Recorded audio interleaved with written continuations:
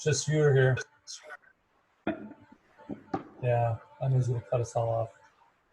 Is everyone still there, or is it just you? Oh, hi. You just have to click back in, but not everyone knows you can click do back in. Oh, I didn't know that. I'd have told everyone. Say something. We didn't want to interrupt. You knew. It's your job to do this. I've never gone over. I've never had to do that. Oh, no. I found out the hard way in a grant meeting. Oh, okay. I don't know if anyone's going to click back in. Maybe Could text them. What? Maybe only those of us that use Zoom regularly have figured this out. Exactly. There wasn't too much to go over, but I wanted to. Some of the things were going to be ideas that people could help me with, like the courses and other things we can do if we're not running races. Like I'm going to do events. Like we did challenges. Those of you that didn't do the remote training, like kind of the Strava challenges we were doing at the end of spring MIT, we carried that over into our remote training, and it went really well. I think they're really enjoying it. Kind of keeps them engaged a little more, and I think there's no reason why we can't do that with this too. Just another thing we can offer, might be a little easier. So I'll probably be coming to you guys for ideas too, so I'm not recycling the same, ones over and over. Obviously, some of them are pretty good that we'll keep doing, but some could probably use something a little better. You need help marking the course. I live right next to the bike trail now, so I can always hop on and pick up a few signs for you. Yeah, the thing is, I don't even know. Like I was talking about the courses, my first thought was I was going to go out and make courses on every thing, make a map. But since the distance changes every weekend, can't do that. I'd have to make a course for every 10 courses, 10 different. I'd have to make 100 courses basically. And I'm just like, I'm not going to do that. So we just have to figure out a way, probably, to make the courses pretty basic for everyone and easy to follow. I'm gonna have to probably leave it up to a lot of the coaches, you guys, to make someone of a basic course, so if someone does fall a little bit behind, they can get back, because there won't be that staggered, if I fall behind, there's another group coming behind me, because we're all running the same course. That's going to be the real issue of Saturday long runs, is not losing people. Yay. That's my biggest worry. We make a couple 3, 4, 5, like 3, 4, 5 at each one, and then you just loop and you tell people it's one of these 3. Yeah, I think we'll do. And that's another thing I was thinking, that we'd have to probably make a couple loops too, for the simple fact that as we get up there in the runs, there won't be a water table in there. We won't be really providing a lot. We won't be providing any water for people. They got to bring their own. Well, I'll probably give each of you some little mini bottles, like I did with our group run leaders, to keep for the 10 weeks, to take like 4 or 5 if someone forgets something, so they're not in distress. But yeah, we're not gonna supply anything community related. I was just in a meeting with the Chicago area running club, and he was going through their protocols, and they're doing that for sure. He's telling me his training group, like, it blows my mind, that they have 10,000 runners in the Chicago area runners. It's like the TRC. Their running groups on Saturdays have thousands of people. They showed a water stop. It's like 20 tables and 40 water jugs. I mean, just for one water stop. And they put them like every 3-4 miles. They actually have volunteers on their Saturday long runs for their water stops. That's how big they are. I was like, geez, okay. Makes me feel like small potatoes. But so I think loops are going to have to be the best thing. That way, like if you said someone does fall behind, it won't be too long before they come back. And if they're worried about getting lost, maybe they can do the loop again, or something else if they fall too far behind. That's just my worry, though. I just didn't want people, getting too lost or fall behind. So, loops will be a good thing to do, and simple will be a good thing to do too. And I'm sure that will be something that will get kicked around a little more. Here's a question for the 7 or 8 of you that are still here. Time trial. Now, we normally do 3 miles of workout on the track usually. I thought we'd do something different because August, I know there's not going to be a race already. We're going to do a 5K time trial. What do you guys think of that? 12 and a half laps. Think that's too much for them? Think they'll, I mean, we do 12 laps most days on workouts anyway. I just thought maybe something different instead of a normal 2-mile time trial. We could even make, a 5K time trial. That way they kind of get in the feeling of a 5K race, get a time out of it. I don't know. Is that agreeable to you guys, or do you think that's just too much? Sounds fun. That sounds fun. Yeah. 12 laps sounds awful, but 5K time trial sounds more reasonable than 2 for a half. Yeah. Well, yeah. For a time trial, yeah, definitely. The longer you go, the better. Get more of an idea. I just thought I might mix it up a little and give someone a different. I could even make a course somewhere or something like that. Well, Michelle, I know 2 coaches. The fix to that is going to be real simple. I broke down the pace groups even more. So instead of 7 groups, there's 10. So there should be fewer people in your group, and the pace spread should be a lot less because it's every 30 seconds I created a new group. So like if your goal is to run 8-minute pace for half, that pace group is like 8 to 8:30. So there really shouldn't be that big of a gap, not like our marathon training group where there's like a 15-minute pace, difference in times of your marathon, and that adds up to a lot over exponential time, so to speak. But so that should clear that up. I would think that breaking up the pace groups more and not having as many people in it. So that way you can have someone floating towards the front and someone floating towards the back. You don't have to be way in the back, you don't have to be way up front, but just kind of keeping an eye on everyone is all I'm asking. Are we going to have to bump pace groups again if there aren't as many people that sign up at the front? Yeah, there'll be adjustments, I'm sure, like the first and last group. If there's a lot of people, I would have to throw in another coach because those are pace groups that don't have a finite, like there's no finite fast number and there's no finite slow number.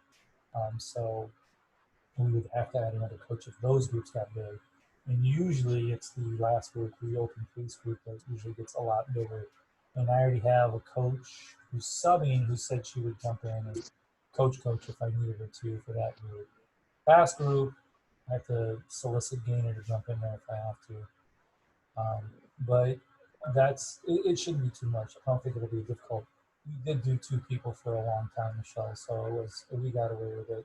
I just made the groups a little bit bigger and added another coach to kind of separate, to kind of put more coaches in your group for absent reasons, actually, absentee reasons.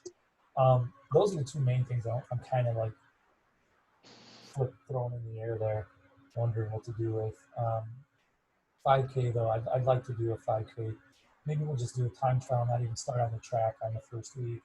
That way we can then separate the real groups, and then I could make a track schedule, so to speak, and make it more finite. I'd hate to make a track schedule the very first week and then have to change it all the next week. And then someone had planned to have Tuesdays off and now has to go there on Tuesday or go on the opposite day. So maybe we'll do that. Maybe we'll do the 5K time trial somewhere and have a set place for a time trial and just stagger the time to meet. Maybe have a couple groups meet 6, a couple at 6:30, things like that. Well, that's a good idea though. Maybe not doing it all on the track might be a little better. I'm just going to record this. I don't even have to take all this out. This is even better. I'm glad you guys joined in because now I can keep going and just record this too and then show the other coaches. The only other thing to cover really is my little smiley face, no matter your personal feelings on COVID, masks, social distancing, spitting on someone, whatever, wiping buggers on people. We're all going to follow Lucas County requirements with a smile on our face. Okay. So when you get home, you can kick your dog or yell at your significant other about it. But we'll be happy when we hear that we're all wearing masks and doing the right thing, keeping everyone safe. Jeff and Dana will be a part of it again. Dana's on vacation right now, and Jeff's probably working late, so they'll be involved again. Now the only other thing I was going to show you, one more thing, and then I'll be done. I knew I wasn't going to get this in, by the way, so not your fault. All right, so here's the stuff. This is what all of the people will be looking at. Are you sharing? Oh no, I'm not. Thank you. Good call. I'm showing you the last screen on my. I'm showing you the last screen on my thingamabobber. My screen, and I'm not sharing it. Yeah, let's do some screen sharing here. Yeah. I know I haven't. You know, I was talking to Timmy Hearns before we started here, and that was his first. What you call it? His first Zoom meeting. He said. So that was good for Tim. Yeah. So that's what I was just going over a minute ago. That's the slide on miscellaneous items. About doing a 5K, Saturday courses, or other ideas maybe. Keeping a smile during COVID. Jeff and Dana, you know, and I'm going to get you guys on Training Tilt before the week's over. Those of you that aren't, if you're already coaching on it or already in the remote training on, you know, you're already on it. I don't have to worry about you right now. We found these though. Clint found these collapsible cups now that we're going to start giving out at races that people can carry with them. A plastic collapsible cup, like a rubber cup, and you can just like squish it down and hold it in your hand, or you can put it in your pocket. Even has a little loop where you can latch it onto something. I have a water bottle. They have a water bottle there too. Clint gave me a water bottle that collapses down. But they're going to start doing that at the road races now. And he's like, "You want to do that for your training program?" I'm like, "No, I don't want 100 plastic cups because I'll be finding them everywhere. And people end up losing them." But anyway, the other thing I was going to show you was the letter that I'm going to have for everyone to kind of agree to, you know, obviously. But let me see what I put that down. There it is. But anyway, it looks all legalese and stuff, and I like to say I'm smart like that, but I just took this off the OHSAA website and just reworded it to fit our parameters. So, you know, why reinvent the wheel, right? Best ideas. Okay. Basically, the middle thing is what we have here is if someone tests positive for COVID while they're training, they're going to have to agree to stop participating for the time being until their symptoms have resolved, and it's been at least 10 days since the start of their symptoms, and then they come back with a negative COVID test. Okay, that's going to be important. Obviously, we're not going to know if someone doesn't tell us, but I hope people won't do that. We're going to ask them to monitor any symptoms they have. If something doesn't feel right that day, not to come or anything like that. They'll stop participating, especially if those symptoms are like a high fever, dry cough, throat, you know, things like that, shortness of breath, respiratory problems. We're going to ask them to stop coming until those symptoms are gone. It's been about 10 days. They don't want to get tested. Wear a mask or a gaiter before and after our runs and workouts. Practice physical distancing when possible. You know, that's the good thing with what we're doing here and breaking these groups up. That should not be a problem at all, staying 6 feet away from people. The basic idea is, and I'll tell all the coaches, you know, is if everyone puts their arms out, you shouldn't touch anyone. That's the basic premise they say to go by. These are the hard. Now the next two things are going to be the hard things. No high fives, no hugging, no, you know, fist bumps. We're trying to avoid all of that. I don't want you guys being the police. That's not your job. You're here to run and coach with them, you know, and I'm not going to ask you to do that either. They're agreeing to this, so we're going to try to keep it, you know, positive all the time. And then lastly, this is the thing I'll have to crack down on if I see them posting them, is you can't post large group pics or of people all huddled together. If you notice, CycleWorks 2 weeks ago when they did 2 or 3 weeks ago when they did their first ladies ride, they all came together and did that big group picture. Well, they immediately got called by a bunch of people. A bunch of people called the Lucas County Health, called everyone and anyone, and I have a little bit of a problem with that. They're just trying to help out, Yeah, they could have physically distanced better, maybe just tell them, but we are real high profile. We're more high profile than CycleWorks. So if those pictures get out, I know there's plenty of people in and around this area and TRC. Some of the leaders in TRC just love it when we make a mistake because they will be the first ones to point it out to us and let other people know. So we are gonna try to be as careful as we can, so I can't have that. So people start posting big old selfie groups, pics of everyone huddled together. I'll have to shut that down too. Yeah, obviously a selfie of you and someone else behind you 6 feet away or a couple people, that's okay. We're just trying to avoid those huge group pictures that we all love and do at the beginning. I know. Spring, maybe spring, okay? Let's try to get through this one, I know. But those are the main things, and everything here, it's all pretty much, like I said, it's just copied off OHSA website from their cross-country part, and I added in some of the Dave's stuff that we're doing too. But that's going to be on their questionnaire. They're going to read it, and there's going to be a checkbox to agree with that, just so we know that they've read it and they're on board with it, okay? And I can tell you from the group runs we've been doing, everyone's been pretty cooperative. Even the stubborn guys will all right, wear their mask or whatever. Like the men's group I run with in the morning, there's like 4 of us. Maybe one guy doesn't come with a mask and we're all standing way far away. It's not a big deal. But once we get like the 20 to 30, it's a mask. Like masks are important, So that's what we're going to try to keep doing, and we're going to keep positively encouraging it. I will all the time, just so we can keep going with that. But those, I think, are the big points. Now, with the 7 of you I have left, that's pretty good, though. I didn't know you could click back in. Good to know, Jen. G, good to know. What do you guys have questions for me or anything that I needed to talk about that I didn't maybe? Do we have to be compliant with that 10 in a group thing?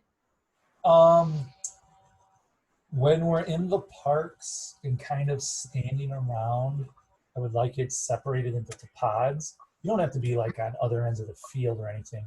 Just kind of that there's a separation there. Even if I have to give you guys like the little cones to throw 2 out and say, 10 of you over there by that cone, 10 of you over there by that cone. And that's all. When you start running in there, there's no way we can keep everyone separated the whole run.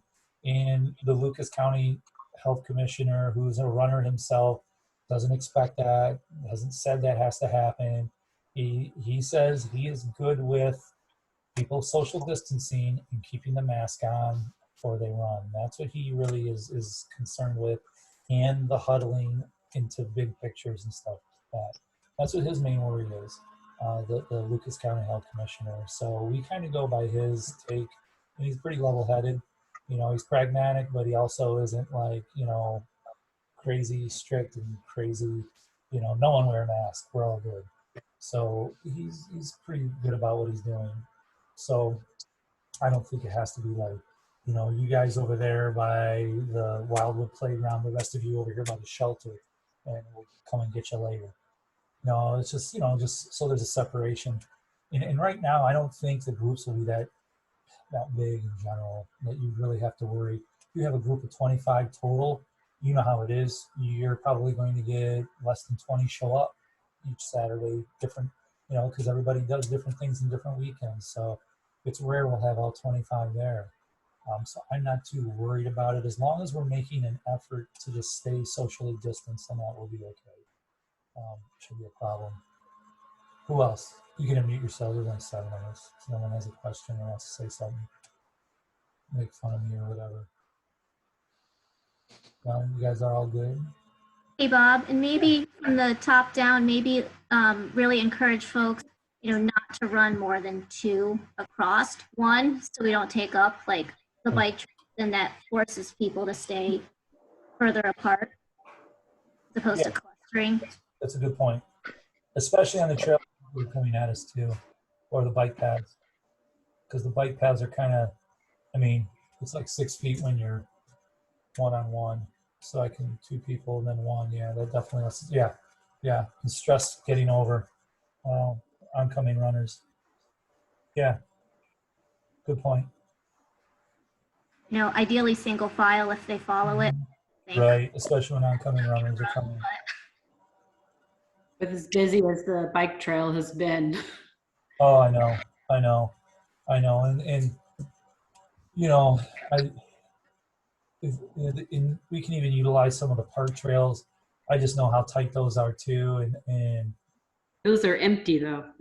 I know they're empty, and I don't mind we use them. I just and it might be, and we might be able to get away with it this time too because our groups won't be that big. I always worry because our groups are so big. Even when we do break up, that running behind on those trails is someone hit a root, someone hit something and go down. It's just a little bit too much of a gamble that I'm not willing to take. But with the smaller groups and that, and the less people on those trails, I don't see why we couldn't, utilize some of the nicer, maybe crushed trails also up there. Not to, I wouldn't tell you to go on the Boy Scout 14-mile trail, but there's other ones that are pretty good. Yeah. Anything else? Cheryl, you're dying to talk, aren't you? No, I'm good. Was one, I think the last session as a sub coach, you could opt to do the training versus getting paid. Is that still an option? We can still do that. Or not? Yeah. Thank you for reminding me. I forgot all about that part. Yeah, I'll send that out, and then the subs who want can let me know. That's a good thing to say. Thank you. I knew I wouldn't cover everything. And Bob, the full-time coaches, are you going to want us to sign up for the training program and then use like a code? Or are you just going to enter us all in at some The point? only thing I have to enter you in is training tilt, and I have to do that for anybody no matter what. So probably not. I'll probably just get your sizes from you and do what we did in the spring. I don't think I had to register in the spring either. I don't remember. I don't like to register the coaches. That inflates our numbers a little bit. I was Jim liked to do it just because he didn't want to mess with the sizes, which is fine. It's a good idea. I just don't like our numbers inflated. I want to see what our actual numbers look like with people. So does Boston. Yeah, I know you've just done it in the past so that you didn't have to put us for shirt sizes, and we made it on the list. And yeah, I know. But right now, if we do training till, once I throw you on training till, you'll get everything and all that good stuff. But yeah, I know what you mean. Who's been at Wildwood lately? Anybody? Have you seen all my ballerinas? Because Toledo Ballet, we're holding our ballet classes kind of by, where the pavilion is? So the schoolhouse side. Yeah. Oh, They put in a new, pavilion there where you can eat. And we took the picnic tables out and put down our Marley floors and put the bars in. So we've been there for 3 weeks. So Where's if that? you run by during the day, we're there. Is it behind it, like back by the swings, the little crazy playground? Yeah, there? so it's closer to Corey. Yeah, okay. I know what you mean. Yeah. Yeah, So we've been social distancing also. Good.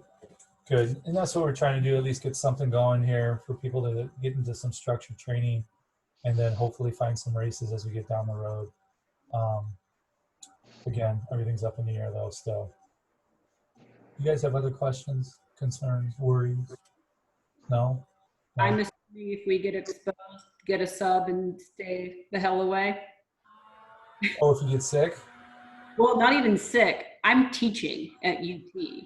Oh, Bet you money I'm going to get exposed at least once or twice this yeah. semester.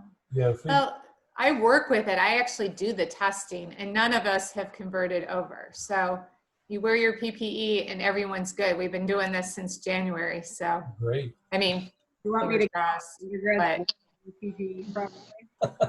Mhm. We're having Yeah. arguments over whether or not you can use ethanol to clean things. Some of the professors are, Oh. that's neither here nor there. Yeah, well, I have Virex in my house, so I have hospital grade cleaner if you need it. The Virex works. Well, All right. Well, that's the basic gist. If you guys have any other things you're gonna throw at me, please email me. I'm gonna get you guys in training till, especially the new people. So anyone new who Yeah. hasn't done training till yet, that way you can kind of get comfortable with Okay. it more so than anything. And I might even throw some just random workouts on the days for you, so you can kind of see how you would sync your watch up or Strava up to it, and then you can, whatever. It doesn't mean you have to do that. It gives you a thing to. It's weird, the platform, if there's nothing there, it'll just stay empty. So that then you don't see anything, and it doesn't really help you at all because you're not looking how it works. So I'll probably throw in some days for you guys too. Sometimes the athletes just mark it as complete too. It doesn't show up a Strava or a something or a Garmin. It just is, they just click on mark as complete. Yeah, if they manually enter it, that'll show marked as complete. Or if you have a run at all, even if you don't do the workout. If you don't, that's up. They can mark as complete all they want. I mean, that's them. That's on them. But if it Yeah. doesn't, Right. if you don't go through a market, it just turns red like the next. Except the rest days. The rest days, because you create labels for each day, and it turns a different. Each workout day, each type of workout has a different color. So fartlek, tempo, easy, rest are all different colors on the calendar. So rest day is like green, I think, and it stays green. That doesn't turn red, but the rest of them will turn red if you don't do them. So you don't want to see red. That's the way you know. All right. All right, guys. I'm gonna let you go. I don't want you to scare you like a cat. Oh. It's me. All right, guys. I appreciate you guys coming. Okay. Stay safe. Don't do anything. All righty. Thanks for hosting. Oh, Thanks. thanks for coming and re-coming and re-entering or re-thinking. I don't know what you guys do. We should say, Brent, welcome to the craziness of coaching. Yeah. Yeah. Yeah, thanks. All right. Have a good evening. Bye. Bye.